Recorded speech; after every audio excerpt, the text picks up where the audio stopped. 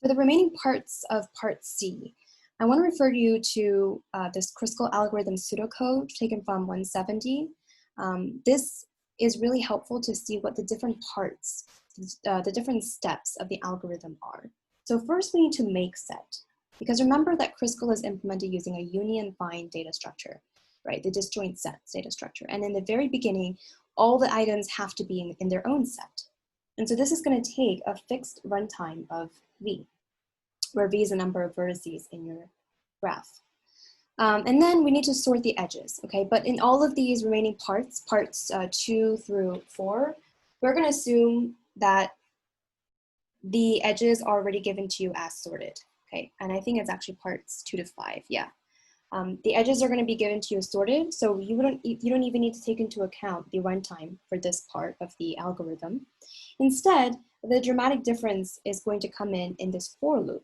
Okay, so if in part 2, we're interested in the quick find implementation. Remember, quick find means that you have an array representation where you just have to index into the array, grab the set that it belongs to, and then when we union, worst case, it will take, whoops, sorry, let me be a little bit neater.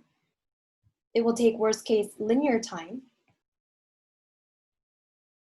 because you have to change the values at all the indices in one set to be equal to the values of all the indices in the other set. Okay, so I'm just going to put it in terms of our n, which is v here. Okay, so how many times are we calling each operation? How many times are we calling find? Well, we're really calling find every time we go inside the for loop, right? Every iteration of the for loop. And so for all the edges, we're calling find at least once, right? And so that's going to take us E times constant. This is a times, let me be a little bit more explicit. And how many times are we calling union? So union is actually not called a total of E times, because think about it, right? We terminate from Kruskals when all our vertices are in one set. You have a total of one set at the very end, right? We've unioned everything until we got down to one. And so how many times can we union in order to make everything into one set? What's the maximum number of times?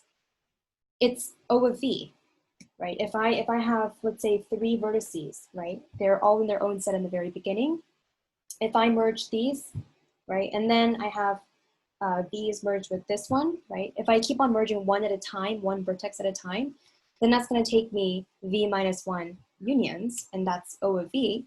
So this is going to be times V. Okay, so if I want to add my runtime here, I have a total of E times 1 for find. I have V times V for union, and I have this constant V for make set, right?